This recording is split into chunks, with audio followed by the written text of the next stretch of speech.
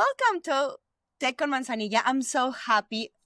Honestly, it's a dream coming true having Tabitha with me, Tabitha Farrar with I don't want to give a big explanation, but because your time. But however, I want to personally thank you for the immense help did you provide in my recovery journey. I know you didn't know it, but you be with me in all my process, and your book opened the door to full recovery for me and significantly lessened the guilt I felt for having an eating disorder. When I start reading, I'm like, really? I'm not guilty. And it's like, oh.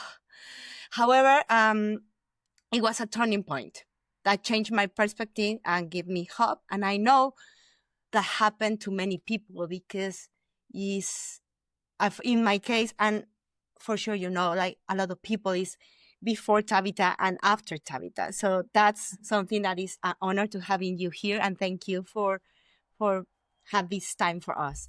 Absolute pleasure. And congratulations on your recovery too. Thank you.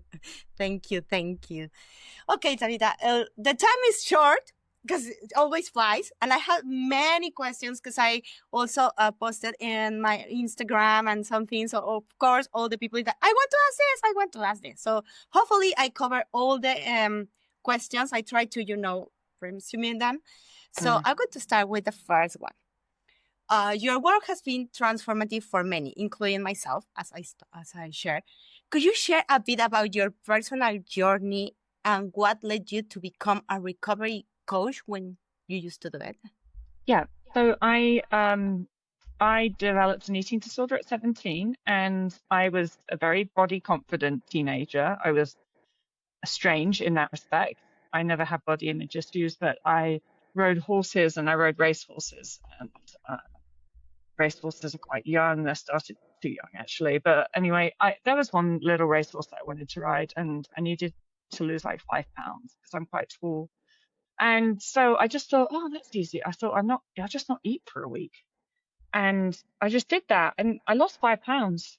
But then when that was over, I found that I was struggling to start eating again. And that's when my eating disorder started. So it started with restriction, and then it turned into big time exercise compulsion, really, really strong exercise compulsion. And I did that for about 10 years. And it completely took over absolutely everything in my life.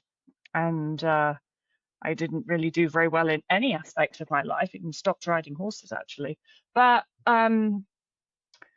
I never went into any treatment for my eating disorder. I just sort of knew intuitively that there was nothing particularly psychological about it. So I didn't really understand what a therapist could do to help me. And so I didn't even really talk to anybody about my eating disorder ever. And when I decided to recover, I just did what felt like it was common sense.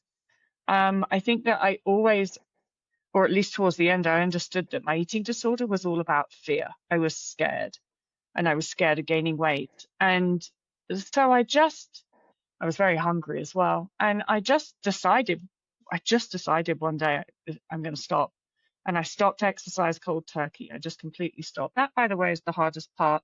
And for those of us with an exercise compulsion, stopping exercise is always the hardest part. But I just did it. I just did it one day, and I just started eating without restriction. And I just binged for weeks. I just ate and did nothing, and I was exhausted. And I wouldn't have done that had I been to a therapist or even spoken to anybody who was a professional about my eating disorder. They would have told me not to do that. They would have told me to speak in hours to therapy, and they would have told me to follow a meal plan, and they definitely would have told me not to binge. But I didn't know any of that, so I just did it. And after, a period of weeks, my mental hunger, thinking about food the whole time, just started to go down, and my body gained weight. And I stopped being afraid, and it just sort of all worked itself out. So anyway, then I got myself recovered, and I was like a much happier person, and I started getting on with my life. But I did start at that point to blog about my recovery. That was more for me. Starting the blog was more for my therapeutic process. And I honestly didn't think anybody would ever read it. I didn't even write it with like other people reading it in mind, really. And then people did start reading it. And I remember once I checked like my Google Analytics and it scared the crap out of me. I was like, oh my God, people are actually reading this. Like not just a few people as well. A lot of people are reading this.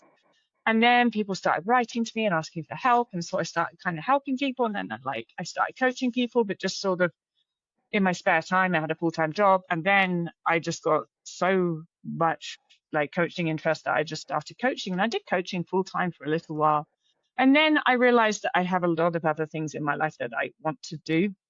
And so I don't coach full-time anymore. I just coach a couple of hours a day. And then I wrote a load of books as well. So yeah, that's how I became a recovery coach.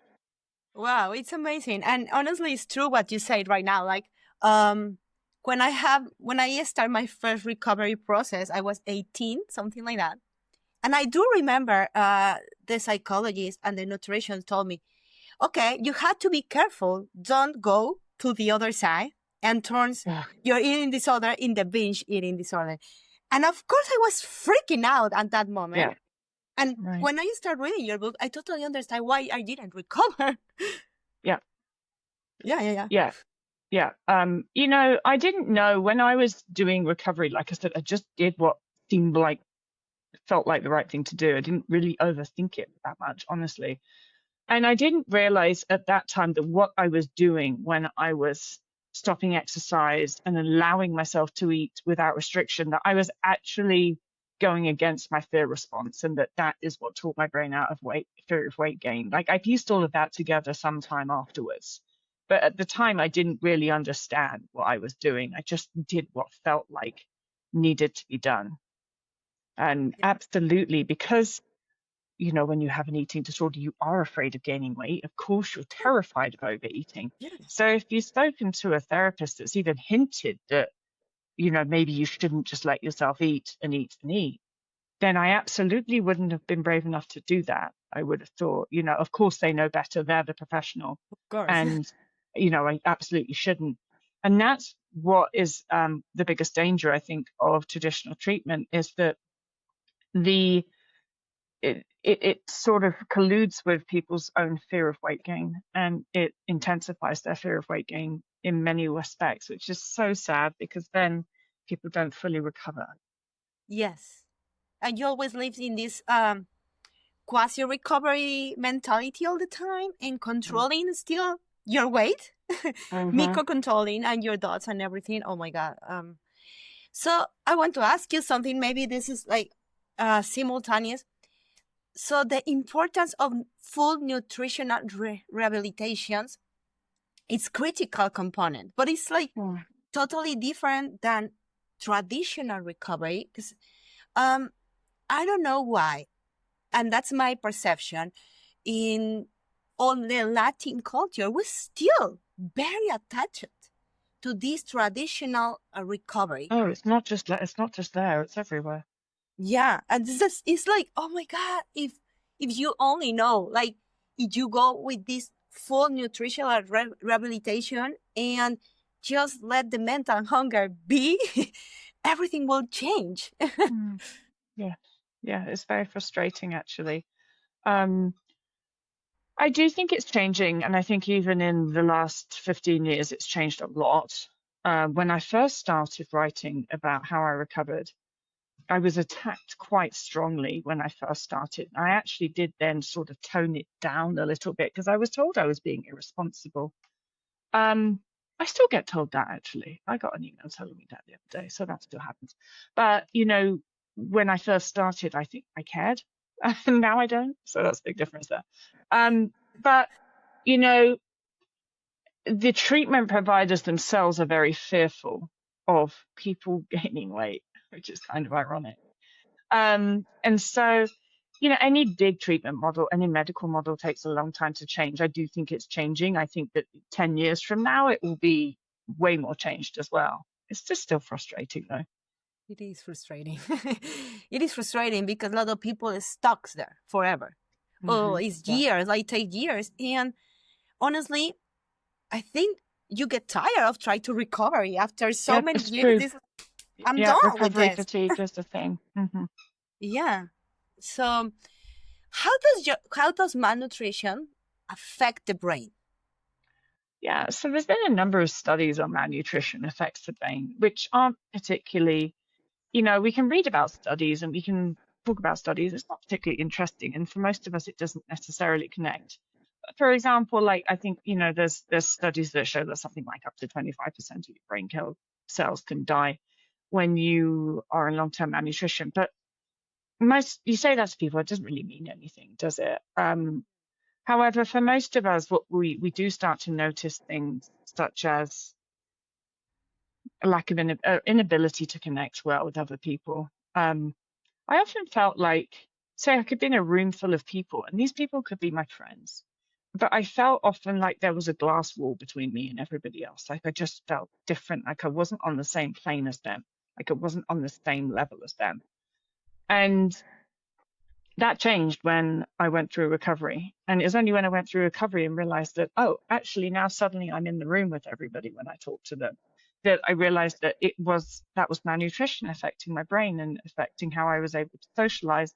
I think another huge aspect of this, which again, you don't necessarily even notice when you are restricting and have an eating disorder, is that my sort of ability to be empathetic really changed. And the things that I cared about, things that I thought were important, changed hugely as well. For example, I prioritized my exercise schedule over everything, including I didn't go to my best friend's wedding because I would have had to not go to a spin class that day in order to attend her wedding, my brain at the time, though, I look back on that now, I'm like, oh my God, that's just so awful. I still can't really believe I did that. I know I did.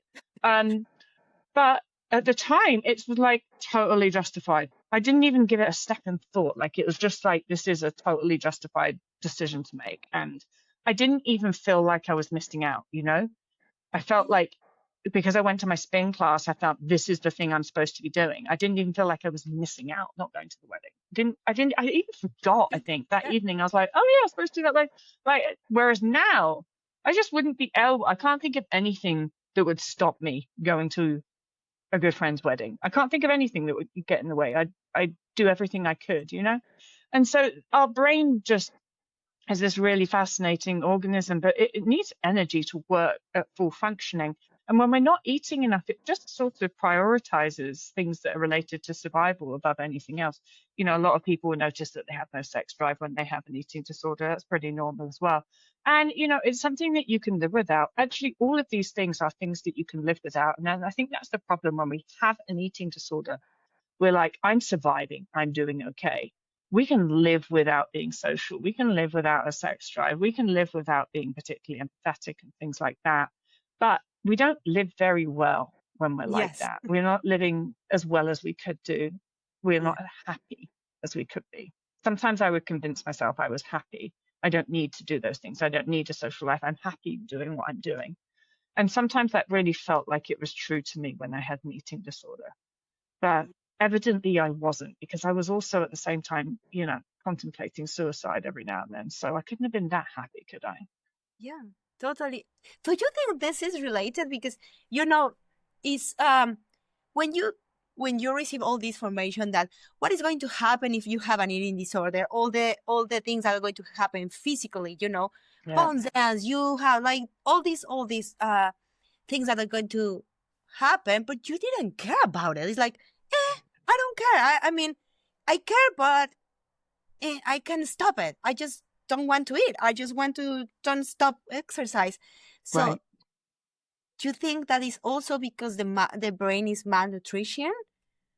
I think it's mostly because fear is the most motivating emotional response that we have. And so even if you do care about the fact that you don't really have a social life and you do care about a load of different stuff, your fear overrides that. Your fear of gaining weight overrides your ability to do anything about it. And that's sort of the problem for most people in recovery.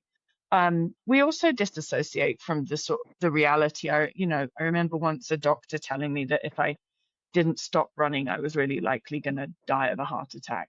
And I was like, okay, Yeah. and then went running. Like it's like I didn't really care that he said that. It's like it was like he was talking about someone else. Or even though if he did, I think now if I heard that and it was about someone else, I feel like I'd care for that person. I just didn't care.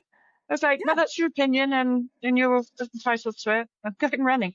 We have this superiority complex as well when we have an Yes. eating disorder, which is all part of that. It's the way that the brain protects itself when it's afraid, because the brain's deeply afraid of you doing anything that could lead to weight gain. So it just also has to make you feel very superior about the actions that you are taking, so that when other people give you their opinion about what you should be doing, you're like, you don't know what you're talking about, doctor. So physical implications of having an eating disorder and all of those things are relatively low in their ability to actually cause somebody to want to go into recovery or any of those things, just because in the place our brain's at when we have an eating disorder, unfortunately. We're not very rational. Yeah, it's not rational and it's not moving anywhere. It's like, I don't care, as you really say, like, okay, I know better. I am eating and I'm not dying, so how you know more than me? It's this superiority that you say. So how you manage that fear of gain weight? Because it's a significant barrier for many to look for recovery. So I would say that understanding and managing your fear response is the single most important thing that you can do in recovery. Recovery from an eating disorder is all about managing your fear response, because an eating disorder is a fear response. Eating disorder is a fear of weight gain. It's a phobia type fear. It's really strong. Yes. And so, you can look at all of the things and reasons why you should recover, things that you should, physical stuff, but actually none of that's really important. What's important is you learn how to understand and manage your fear response, because the only thing that makes eating disorder recovery difficult is fear. Yes. The theory is actually ridiculously easy. Stop exercising, stop engaging in body weight suppression behaviors, and eat a load of food. That's the theory. That's all you need to actually do to recover. So that's not particularly complicated. The only thing that makes it difficult is that damn fear response. Yes. Because your brain's afraid of weight gain. So when you stop engaging in body weight suppression behaviors, it has something to say about that. It has a problem with it. And it generates a huge negative emotional response to that. And human nature is to, when our fear response starts kicking off, our nature is to listen. That's a very important design feature, that when our fear response says don't do something, we don't want to do it. That's really good. Like 99% of the time, that's very valid. However, you have to think about an eating disorder as an errant fear response. Your brain is afraid of something it shouldn't be. Unproductive fear response. And a very dangerous one, actually. So in order to recover, we have to be able to consistently override our fear response and deal with the negative emotional tantrum that our brain generates, which people in recovery, when they decide to do that, are generally pretty good at it. It's not as hard as you think it should be. It's just getting yourself to the place where you are willing to disengage with your fear response and willing to override your fear response. When people start to do that, they actually generally do it really well. And, it usually only just takes a couple of times. Like, you think about doing something or eating something or not exercising, and your brain kicks off about it. And then you just go, all right, well, I'm going to do it anyway. And that's the start to sort of controlling your fear response, by not jumping into the tantrum, not jumping into the anxiety, not jumping into the fear, and just going, well, let's just see what happens, brain. I don't know, it might be all right. And if you can approach it like that, you'll then do that thing that you've been terrified of for years. And you'll eat that piece of cake, or you won't do that morning run or something. And then you'll do it and everything will be fine. And you'll be like, oh, well, that was anticlimactic. I thought the world was going to end. I thought I was going to explode. I thought I was going to wake up and be 100 pounds heavier. And everything will just be fine. And you'll be like, okay. And then that gives you confidence, because you're like, I just did something my brain told me I shouldn't do under any circumstances. And it was fine. Nothing bad happened. And then you start to realize that your fear response is just noise. It's just noise your brain generates to try and stop you doing anything. And actually, fear can't hurt you. It only Yeah. exists in your head. There's nothing fear can actually do to hurt you. But you only discover those things when you start overriding your fear response. And you Yes. do it and you're like, oh, nothing bad happened. Guess what? I'm fine. And actually, I feel quite powerful for having done that. And Yes. then you're like, okay. And you just keep doing it. And every time you do it, you get more confidence because you override your fear response. And that's what I mean when I say, actually, when somebody takes those first steps to being willing to do it the first couple of times, then recovery's then usually pretty easy and people are pretty good at Yes. it. It's coming easy. Right? That's true. I think when you have the first decision is the difficult. Once you do the first time, then you hit the second, and then the third, the fourth, and the fifth is going to be easier. But Yeah. the first time that you had to decide, okay, I'm not going to move, just going to stay here, Yeah. is the Yeah. difficult.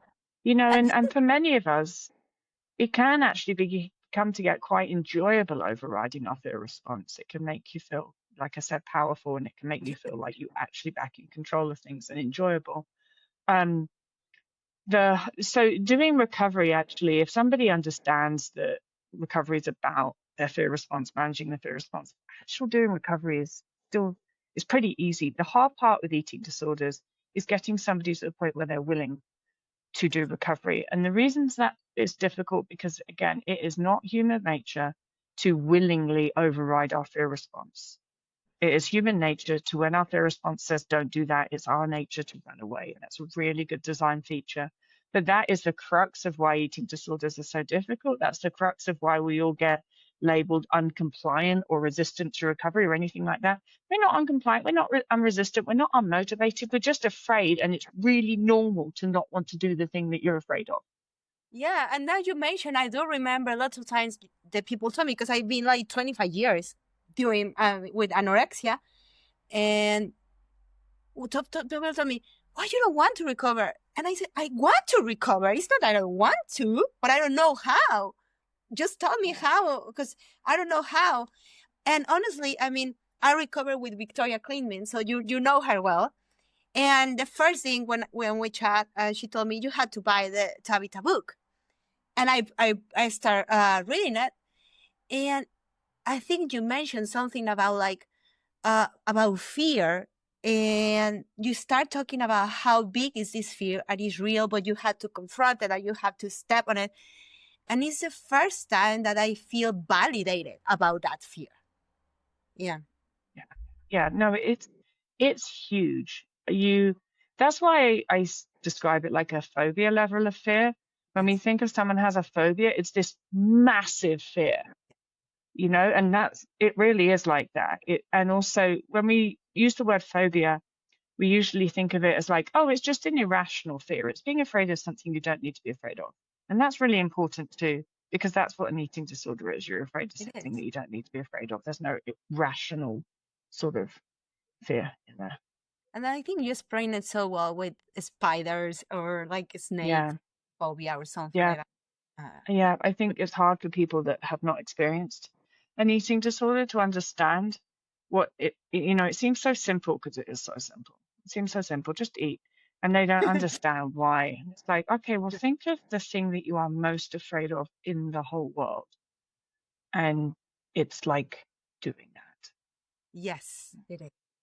And also you mentioned before, like compulsive exercise or stop exercise. Sometimes it's even harder. It is harder. It's always harder. It's always harder for those of us with a compulsive movement or exercise compulsion to stop that. And what interests me about that is that the bargaining that people go through, it happens all the time. My clients, it cracks me up, I'll go through what they need to do, and they'll need to be like, but what if I just reduce my exercise? But what if I just do this instead of that? But I'm like, nope. No. I mean, stop. And they'll bargain and say, well, if I eat more of this, or if I, like, no, yes, completely stop. And then often people will just start to cry, and I'll be like, you still have to stop. You can cry all you like, you still have to stop. You know, Yeah. it's very true with a lot of things, but especially eating disorder recovery. That the thing that feels the hardest, the thing that you don't want to do the most, is usually the most important thing that you have to do. Yes. And I Yes. just always say to people, the fact that you are sitting here crying right now just proves my point, that it's really, really, really important that you stop exercise. Yes. And it's like, as you said, you look for excuses like, well, can I do this? Can I do that? Can I? Oh, okay. Well, not walking, but what about if I just Yeah. move my foot? Like, no. Yeah. And then people start with but I'm really worried that it'll be really bad for my mental health if I can't Yeah. exercise. I'm like, oh, well, you can't exercise. Yeah, because it's already bad. Yeah. I'm not going to be You're already worse. crazy, so I don't know what Yeah. difference it's going to make. Yeah, or I don't know, like there in my case, there is a lot of people that you never realize how much your body needs to stop until you stop it. And I Yeah. think you mentioned it a lot. Like I think you were like realizing after many years you're running, and you say like, "Oh, thank God, I don't have to wake up for running." When I finally stopped, it was just so wonderful. Like the relief I felt, like when it was really clear in my head, I'm not doing it anymore. And I really made that decision. And then the relief that I felt when I woke up the next morning, and I was like, I don't have to do that. I don't have to go running first thing. And it was just absolutely lovely. And then what a lot of us find is maybe 3 days or so after we've not exercising, we start to feel very, very exhausted. And Yes. that's sort of helpful, because then you're not fighting not exercising anymore. No. You are so exhausted you can't even fathom Yes. exercising. And so that's always helpful when that kicks in as well. And I always say to people, you were always this tired. Your body was blocking it. You were blocking it. You were always this tired. Yeah. And they're like, wow, I was really tired. Yeah. Yeah, it was. And I do remember like my body was sore. Oh, my body was so sore. Yeah. And it Like, hurt. what is this? I don't even do anything, and it's just so sore. Yeah. Yeah. Yeah. It hurt. It hurts. And that's, yeah. you know, that's helpful too, because Yeah. you don't want to move because it just I don't hurts. want to move. Yeah. And I think it doesn't happen to everybody, but it happens to a lot. And I just think it's a really good like physical representation of how much damage you've put your body through. Yeah. How much you need that? Yeah. Yeah. Yeah. What about? I mean, you talk about like OCD behaviors in the book, and it's difficult sometimes to explain to people how you can just stop doing it or how related are from with the eating disorder. Can you Yeah. talk a little bit about that? Yeah. So sometimes, a lot of the time, our eating disorder can just sort of affect every single thing that we do, not just food and movement, everything. And it can be very difficult when you've had an eating disorder for a long time to know, well, what's my eating disorder and what's not. And the easy way to work that out is, if there's something that you do, if you think about stop doing it and that makes you anxious, that means it's based in fear, and that means it's an eating disorder behavior. So that's the only way to really go about it. You don't want to overthink like trying to work stuff out. You just have to think, all right, I'm going to stop doing that tomorrow. And then if you go, if there's a little bit of anxiety there, then that's like, oh, that was definitely something. And if you think I'm going to stop doing that tomorrow, and you don't do it the next day and it's easy, well, it might not have been an eating disorder thing, but you're not harming anything by not doing it for a while anyway. That's So true. if in doubt, just assume that it's eating disorder or fear related and don't do it. OCD is a trait that is heightened when you have an active eating disorder. For many of us, when you don't have an eating disorder, it can be not there at all. For some people, it is there, but less. I think that the OCD is a really, really wonderful survival trait, and in times of survival would be crucial actually to help people survive. And so you should not look at OCD as a negative thing. It's actually a really, really important productivity tool. And you can use that OCD tendency to really help you in recovery. And I think that that's important. Like, don't see OCD as a negative thing. Just see it as like this productivity drive that happens when we're stressed. And it needs a job always when it's there. And so you can't just be like, all right, I'm not doing any of these things and expect your OCD to be all right with that. It won't. But you can preempt that and you can give it things. So when I had an exercise compulsion, my sort of OCD thing would be in any situation that I was in, my brain would work out how I could get the most movement out of that situation. Even if it was going around to a friend's house for a drink, my brain would work out where I could stand in a room that was furthest away from the toilet or the bathroom, so that when I needed to go to the toilet, I had longest to walk. Like crazy, I know, but that's how my brain No, works. I don't know. That's true. And, that's an OCD component. And what I did when I went into recovery is I just flipped that so that my OCD still has something to do. So instead I was like, my mission is to be as lazy as possible, to move as little as possible in this circumstance. How do I achieve that? It's like I played a game. And part of that game would also be like, okay, well, I need to go and get a glass of water because I'm thirsty. But actually, I'm going to see if I can get someone else to get it for me, like as part of the game, so I don't even have to I move. love that. Yeah. And it just gives that part of your brain that needs something to chew on and needs to be buzzing the whole time, it gives it something to do. And you should also do that with food related stuff. So another OCD thing is often we look at food and boom, you know exactly how many calories are in it. Like it's just that part of the brain that's churning and trying to be helpful. And so you have to not get mad at it and be like, oh, thank you very much. Now you're going to help me choose the food with the most calories in it to eat. And you give it something to do over and over again. OCD can be a very, very useful component in recovery. And I think above all else, what I did with my OCD was when I identified that I was afraid, it's like my OCD would not let me get away with not challenging the fear. Like I became obsessive about challenging a fear response once I'd recognized it. So, I might sort of think of something and then my brain would go like, oh no, you can't do that. And then sometimes it'd be like, oh, I can't really be bothered to challenge that. And then my OCD would be like, yeah, but you have to. You can't just let it win. You can't let it get away, and it wouldn't leave me alone until I actually challenged it, which could be really helpful in recovery too. I love it because it's like, I don't know what happened with our brains, but everything turns in numbers, right? So it's like everything is like numbers. It's like you live in the matrix and everything is just numbers everywhere. And sometimes people ask like, how I stop thinking in that? And I love what you say, like, okay, make something with that. Have fun. Make your challenge. Yeah. Because, OCD is a bit like our brains just turn. It's like a game, not a very fun one, but it is like that part of your brain and you just have to use it to your advantage. And you absolutely can in recovery. It can be a very helpful tool. So I don't see OCD as a negative thing. And then as we nutritionally rehabilitate, it just generally goes away. Yeah.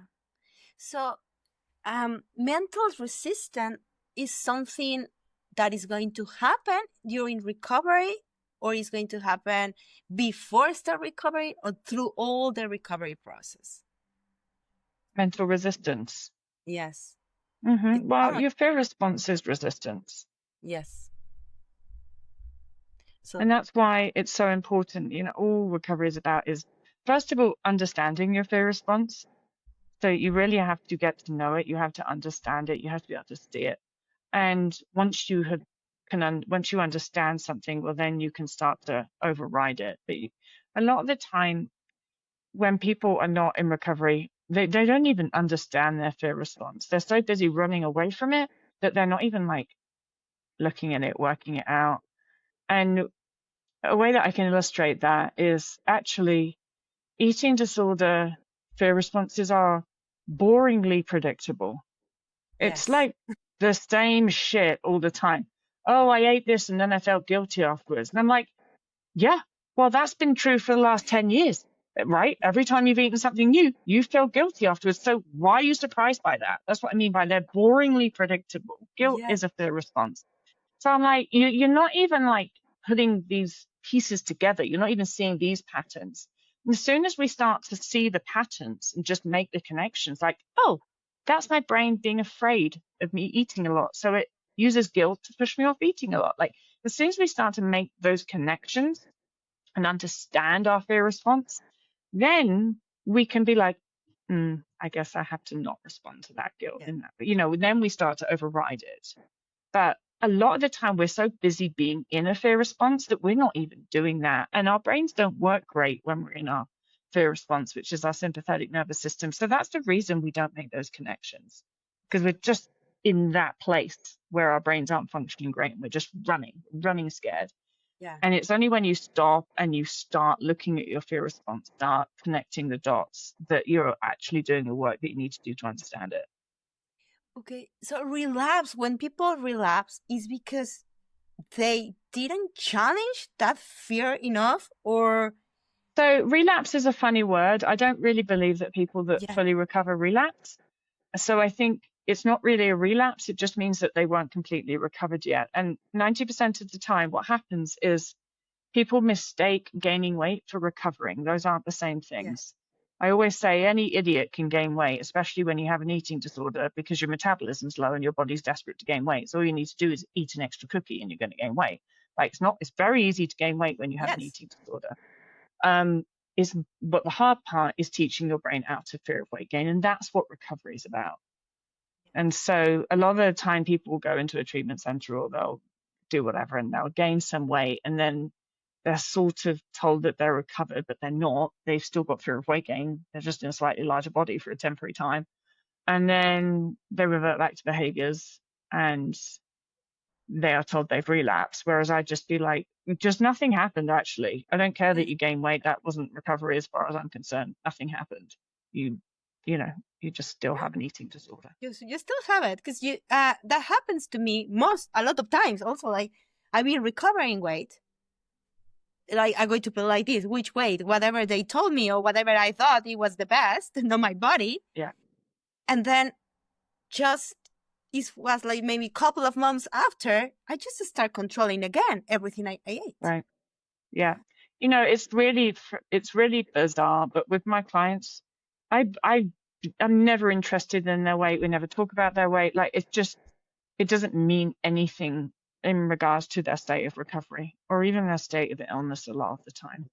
So yeah, I think, again, that's an area that traditional treatment really messes up in and needs to look at a little bit. But it's really difficult because they use weight as a recovery marker, and weighing people and obsessively looking and every pound increase or decrease. And it's like, you're sort of barking up the wrong tree with that. Yeah, because you have an eating disorder because the way. How you want to, like, people, like, how you can say someone is recovering because the weight? That's not going to happen. It's not like. But I guess it's because everything so messed up, and the insurance companies ask for weights and all that kind of stuff. So that sucks too. Yeah. About motivation. Do you need motivation to recover? No. Motivation's really overrated. If you've got it, it helps. But, well, maybe, I don't know if it helps that much. It's nice, I guess. I think maybe I said at the beginning, like, fear is the highest ranking emotional response. It overrides everything. And that's a design feature that's really important. But you can be very motivated. You can be 10 out of 10 motivated. But if you're also 10 out of 10 scared, then the fear will override the motivation. And that's why people get so frustrated with themselves in recovery as well. They'll be like, I'm really motivated to recover, but then, they still engage in disordered behaviors and restrict food. And they're like, I don't understand. Like, I really want to recover, but when it comes down to it, I'm not doing it. I'm like, it's just because it doesn't matter how motivated you are. As soon as you go into your fear response, which happens when you try and change your behaviors, then motivation goes out the window. And so it's just, again, overrated. You don't need to be motivated in order to recover. You just need to be able to understand your fear response and be able to override your fear response. And for most of people, it's better that they understand that they might never feel motivated to recover and that doesn't matter, because even if you feel motivated, it doesn't help you that much, not really when it comes down to it anyway.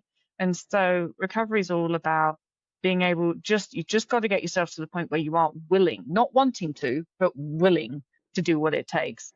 And then you have to be able to understand and override your fear response, and then you'll get yourself recovered if you can do that. But I think that when people are waiting for themselves to feel motivated, they might be waiting their entire life, because I don't think it happens for a lot of people at all. It is true.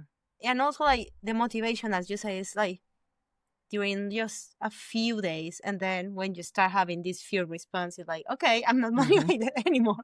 I just want to quit. So that's true. And it's like, then you have to, I don't know, like, it's so sad. And I know that we shouldn't say so many things, because some therapies are really good or something, like they are really helpful. But in my opinion, and when I just start working with Victoria, that she's a coach, and then I turn in a coach too, it's like, it's something missing. And what's the beautiful thing that I found in your book, you found that it's like, okay, it's not about just what you feel or what you think. It's not your brain. It's like you have to eat, like confront your fear, and then it's going to be okay. As you say, it's very simple. Yes, it's very simple. When we're afraid, it's another fear response. That when we're afraid, the brain, in order to stop us doing the thing that we're afraid of, the brain makes that thing seem really complicated. Yes. It's not. That's a fear problem. And so, but the problem there is that people go, this is too hard, I need help, or maybe I need therapy, and then they just start doing something that's very unproductive for a number of years, unfortunately. Yes. So if we can, I don't know, like, it's hard to say it, but resume, what are the most important things that people need to understand to recover from an eating disorder? You have to understand that your eating disorder is 100% about fear, nothing else. Don't let anybody tell you it's about control, or that it's about abuse as a child, or it's about the fact that you don't feel loved, or like all of those are just complications. It's 100% about fear, and recovery is absolutely about understanding and overriding your fear response and teaching your brain out of your fear response. And keep it that simple. Don't allow it to morph into being about anything else, because that then just takes you on a sidetrack. And additionally, understanding that recovery should not take a particularly long time if you are working against your fear response consistently, because the brain learns very fast. And so the hard part for a lot of people in recovery is the degree to which we have to be consistent. We have to consistently do the things that we're afraid of, not just in the evening, not just a couple of times a week. It's not just about taking a challenge food on a Tuesday evening. Like, it is consistently. It is every time you think of food, you have to go and eat. Every time you eat, you have to eat something that's scary. You cannot exercise at all. Like, we have to be so consistent. But the beauty of that is that the brain learns by repetition and frequency. And so the brain will start to build neural pathways that teach it out of that fear response really fast. I always say to people, you should feel like you're in a different brain at around day 5 or before. Like, it should happen fast. Your brain should feel like it's changing quickly. And if it's not, it means you're doing something wrong. So change something that you're doing. And, the joy of that short feedback loop is you've not got somebody doing something for months and months and years and then going, oh, nothing's changed, it hasn't worked. Like, we need a short feedback loop. The brain is very quick at learning. If we are teaching it something, it should learn it quickly if we're repeating and we are frequent enough. And if it's not learning, it doesn't mean that your brain's stupid. It means that your training is problematic, and you need to look at, how am I still teaching my brain that I'm afraid? How am I still acting like I'm afraid? You have to look at that, and you have to change that. And so it's quite simple in that respect. There's no kind of like magic, like in therapy. It's like, well, this might work and it might not work, but we'll try it for 5 years and see what happens. There's no kind of magical thinking around that sort of thing. It's like, you do these things and your brain will learn. In the same way, if we like go to school, if you read the textbook, and you keep on reading it, your brain will learn, like that. If you don't read the textbook, I guess it won't learn. Yeah, totally. It's reachable. I mean, recovery is reachable when you're looking in Yes. that way. Because in other ways, are like, okay, I can talk about my infancy. I can talk about all my problems. I come to here to talk about all my problems, but I never talk about my fear. Right. If you are consistently addressing the core of your fear response, your brain will learn, and it will learn quickly. And so, yeah, that's important, I think, for people to understand. Okay, Tabitha. So, because look at the time, Farrar. So, do you have any last thoughts or something that you would like to share, like your last thoughts? I think the hardest thing of everything to do with eating disorders is getting people to the point where they're willing to recover. And I talk to a lot of parents, and I'm like, let's just start, like, what can I say to my child that will get them to want to recover? And I'm like, absolutely nothing. There is nothing. You can't make a person recover when they don't want to, at the end. That doesn't mean that you can't try and influence them positively towards recovery. You can, but you can't force recovery on anyone. It doesn't work if you try. And I think that the majority of people who are not in recovery, we get into this sort of mindset where we don't think that being recovered would be better than having an eating disorder. And that's a protectionary thing that our brains do when our brains are afraid. Oh, if you're afraid of anything, it'd be like, no, I'm fine here. You don't have to do that thing that you're afraid of. It'd be awful, and you wouldn't even enjoy, and it's difficult to convince anybody that that's true, that it's actually true that your life will be better if you get yourself recovered. And it's only when you get recovered that you start to feel that, and you're like, wow. And it's sometimes hard to describe how much better your life is when you get yourself recovered. Almost in every aspect, it's like you have your life back because you don't have your life before. Exactly. And for me, the most profound things are often the smallest things. Like, it's not like big, massive things. It's just small things, like having really close friends that I can talk to that really are close friends. I just felt like I didn't have that when I had recovery, and I would convince myself, no, I've got good friends, but they weren't really. It was just all just barriers up and things like that. And just wonderful little things. Like, actually this morning, it's snowing here today in Colorado, and I own a farm and I breed horses. And this is right in breeding season in April, and breeding season can be really busy. Lots of, great things, foals, like all really good, but it can be really busy. And we have a snowstorm today, and that just meant everything stops, especially on a farm.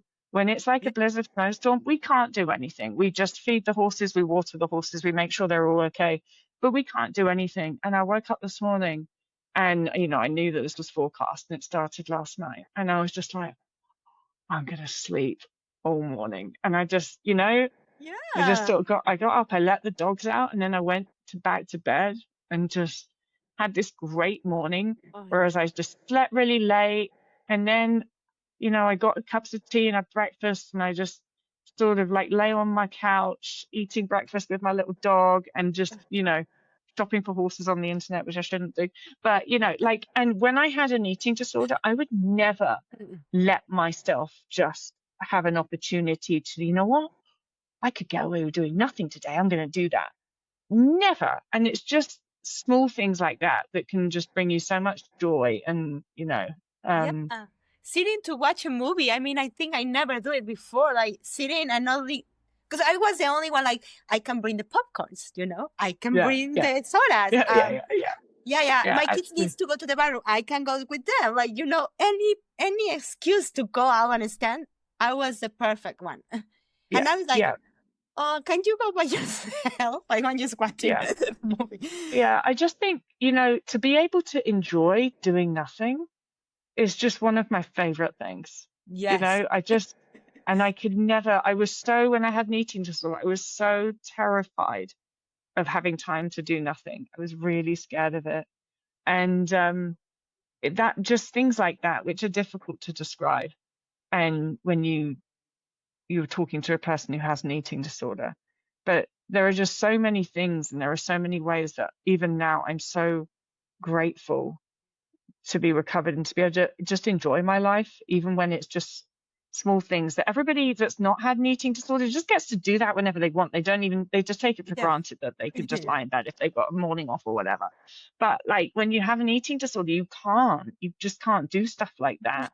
And so it still feels to me like this is just really great that I can do things like this whenever I want.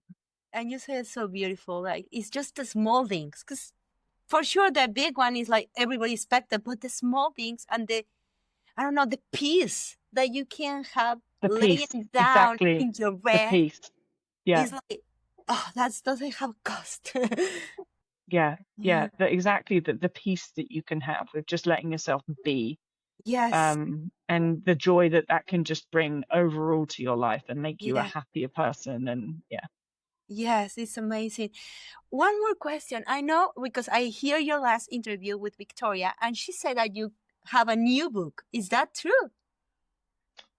It depends when I spoke to her, but no, I did. I spoke to her just recently about. I wrote a book about body image actually. Because they're slightly different issues. Like eating disorders and body image often go together, but actually sometimes they don't. And people can sometimes recover from their eating disorder but still have negative body image. So I just wanted to address how to recover from negative body image, so that even if you don't have an eating disorder and you have negative body image, you can do that. And if you do have an eating disorder that you recover from, and then you still sort of have some negative body image stuff, that you then can, that addresses how to do that. This again, it's quite simple. It's basically the same stuff, that negative body image is taught to our brain. And if you want to stop having it, you have to stop teaching your brain that you don't like your body.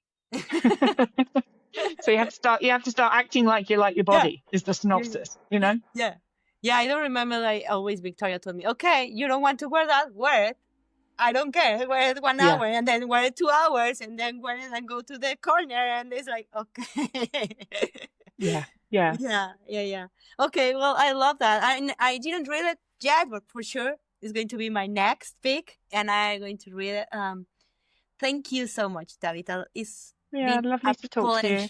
Yeah, it's been pleasure to talk to you too. And if I can, I will hug you, because I'm Mexican and I love to hug. So of course I want to hug you like that, but I can't. Lucky you. But I'm very happy, and it's really, really, this experience is made. We talk about how grateful we are to be recovered, but that today is like something I had to be grateful. So because I recover, Victoria helps me, but you help me too. And it's like now having, like, sitting in front of you is like everything is worth it. And like, thank you. And also, you're helping people in the Spanish community, it's really huge. And, that's kind of how it works. And that's why coaching is so fabulous, because like so many different people from different life experiences and different places can then also help people that Yes, and your book is in Spanish, so there is because I also have talked with Miriam, that she translates the book. It does fantastically, wonderful. Yeah, she's fantastic. So she's like, oh my god, I interviewed her too. So oh, brilliant. Yeah. So I'm very thankful to her as well for doing that. It's just great. She's great. She did such a good job. I love it. Mm-hmm. Which I wouldn't know, because I can't speak Spanish, so I don't know. But no, it's amazing. Well, I don't know. The other day I was measuring the books. Crazy me, because I have the Spanish, I have the English version, and I don't know why the Spanish is smaller than the English one. Yeah, I don't know, because I can't speak Spanish. But I'm trying to learn. But it's amazing. It's really she translated itself out, of course. Yeah. It's fabulous. Thank you so much. Have a beautiful, it's night almost. Snow night over there. Enjoy your calm. I know, I can't wait. It's still snowing outside, so we're going to sit in front of the fire and drink wine and eat popcorn. I love it. Okay, well, think in me a little bit when you are enjoying there. I will. I'll toast a glass of wine too. Yeah, thank you.